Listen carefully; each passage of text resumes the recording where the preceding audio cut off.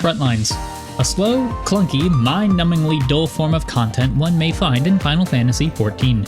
And I'm gonna whine about it. Ladies and gentlemen, welcome. I'm Kurojaku. Recently I was cleaning up some last-minute PvP grinding for the season and figured, hey, I've played multiplayer games since I was a wee lad across a wide variety of genres.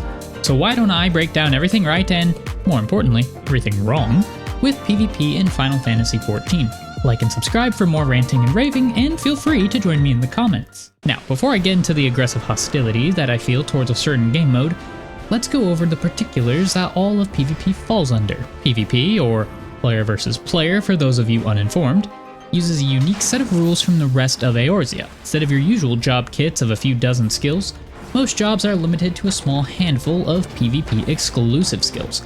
It'd be a bit of a clusterfuck if everyone got to keep their usual kits and spells, not to mention not very fun or easy to balance.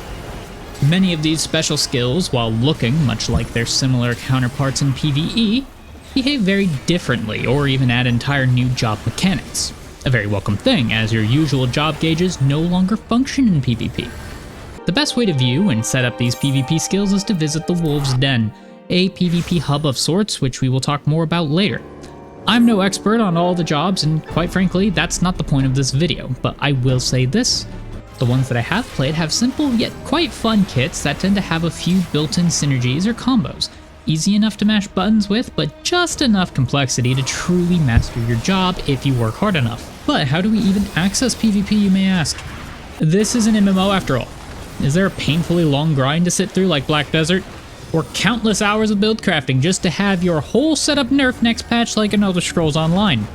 Not the case. In fact, there is hardly any requirement at all.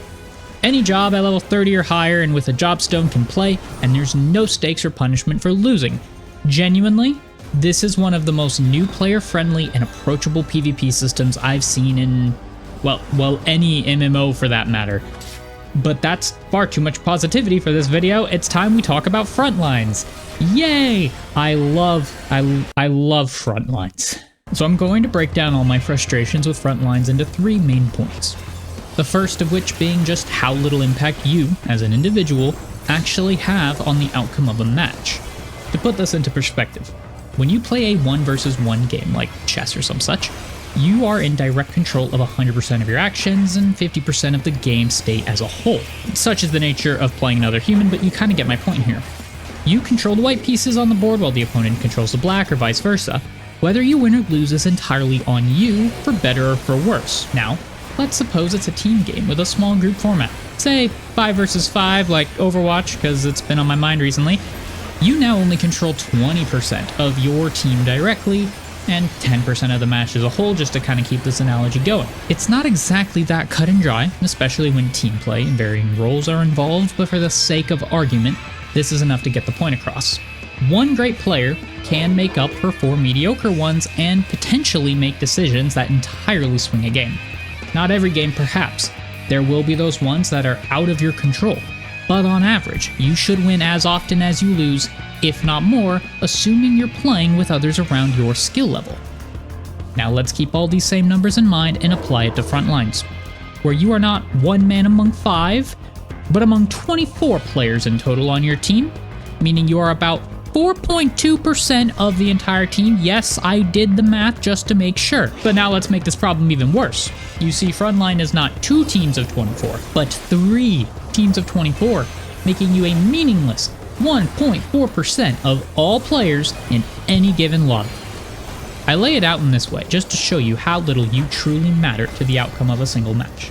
The game, on a large-scale macro level, is simply out of your grasp. Not to mention the nature of it being a 3-team mode further adds to the sense of everything is random and completely out of your control. If Team A gets doubled up on by Team B and Team C, then there is truly nothing you or anyone can do about it. There are ways to have a 3-team format, but the current state of the game being 3 large hordes running in massive groups is not conducive to a fun and varied gameplay loop. Not every game needs to be a professional competitive esport, and sometimes simple fun matters more than the overall win. But that then brings me to my next point. If the macro of the game is not fun, then what about the micro? If the small-scale moment-to-moment gameplay is enjoyable, then sometimes it doesn't really matter what the outcome is so long as you had a good time. Time to use another of my recent hyperfixations as an example here. When I start a new campaign of Total War Warhammer, there are over 200 factions of varying shapes and sizes at the outset. The map is absolutely massive, and dozens of factions will be entirely wiped out off-screen before I even get to see them.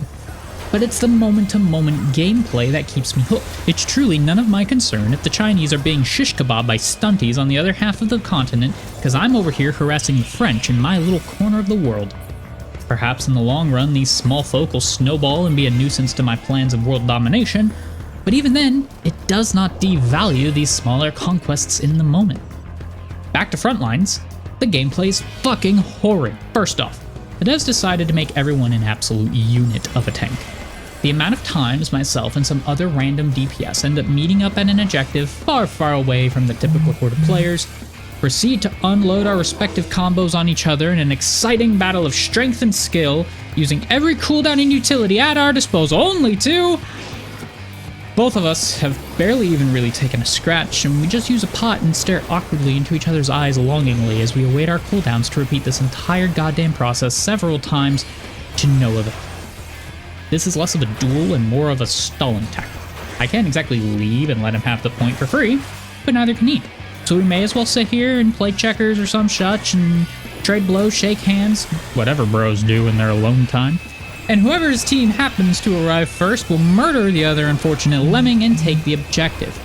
I imagine the intent by the devs was that with all the extra cooldowns flying around from 48 potential enemies, you'd just explode without the added HP. However, they did not take into account that by making everyone a tank, small-scale skirmishes or 1v1s cannot even happen, further adding to the Zerg-rushing hordes as without some sort of focus fire, nobody is going to die. This also means if you're the unlucky soul to be focused, that extra survivability does nothing to stop you from being deleted from the server by 12 different players, just because they think you looked a little funny, thus defeating the entire point of bulking you up to begin with.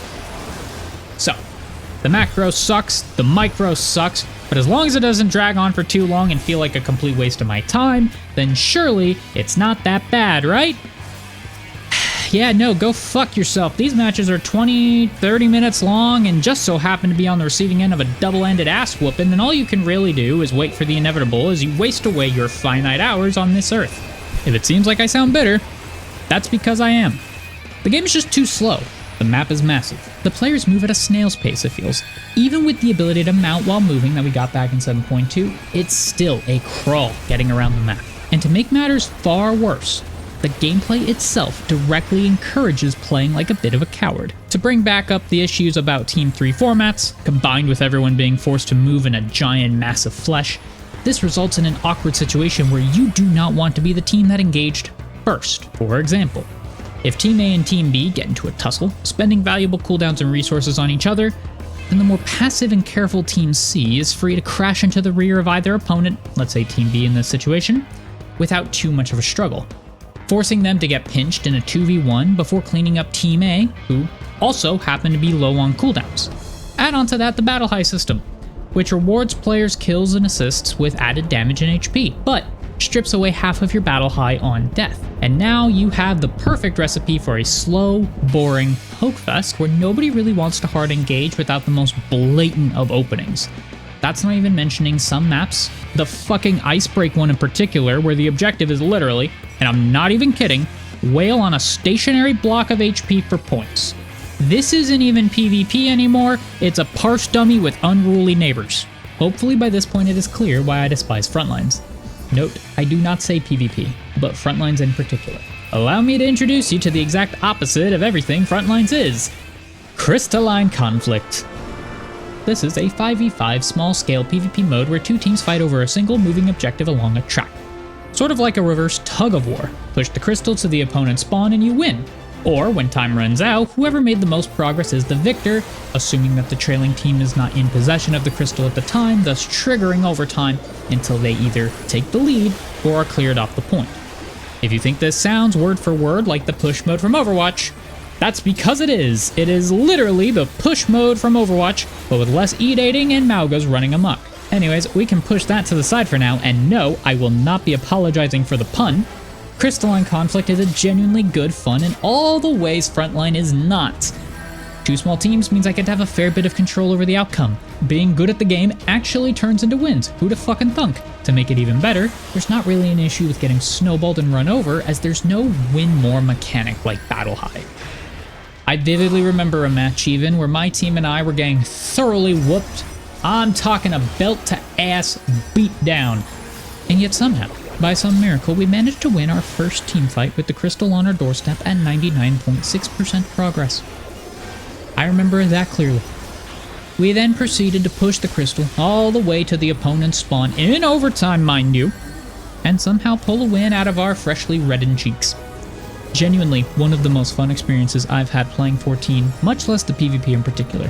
And this just goes to show the potential that is certainly there. The moment-to-moment gameplay is also the exact opposite.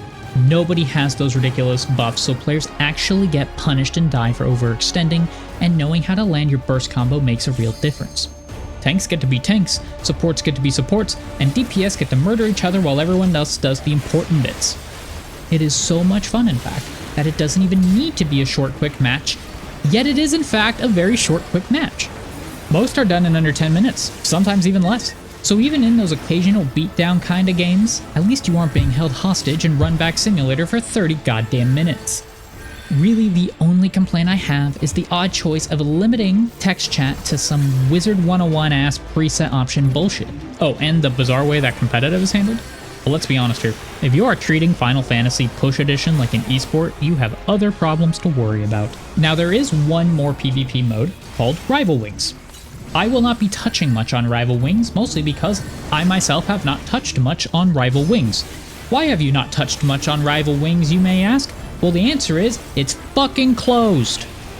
And by that I mean there's no queue. There's no queue. I mean, there is. You can queue for Rival Wings, but it's another big team format like Frontlines, and nobody fucking plays it.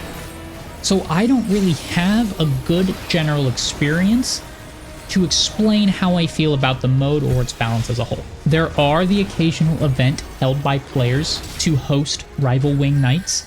However, all the people who attend are either people of A, never played Rival Wings before, or B, people who constantly have been playing Rival Wings for years. And so it's not really a good measuring stick to compare it to something like Frontlines or Crystalline Conflict, where you have a wide pool of varying skill levels and experiences to really get a feel for. Honestly, they should just give Rival Wings and Crystalline Conflict, while we're at it, a roulette to encourage more players to interact with the content, and then maybe, just maybe, I'll actually have enough personal information to go off of to actually judge Rival Wings. But at this time, we're ignoring it, just like Square Enix has for who knows how fucking long. When was Rival Wings added? You tell me when Rival Wings was added, because I have no idea. Anyways, that is enough complaining for one evening. After all, this wouldn't be a Kurojako video if I didn't climb up on my little soapbox here and pretend I have all the answers. I do have all the answers, by the way. Hire me, Yoshi P, you can trust me, I swear. So, how do we fix this mess that is Frontline and make it at least somewhat bearable? I'm gonna circle back to the whole macro scale of the game in a moment, but first let's skip along to that ever-important moment-to-moment gameplay. First things first. Fuck all this stupid added HP. Everyone ought to scale exactly the same as they do in Crystalline Conflict. Will you explode in 2 seconds the moment a pack looks at you? Yes, but don't you worry, we will address that in a moment, stay with me here.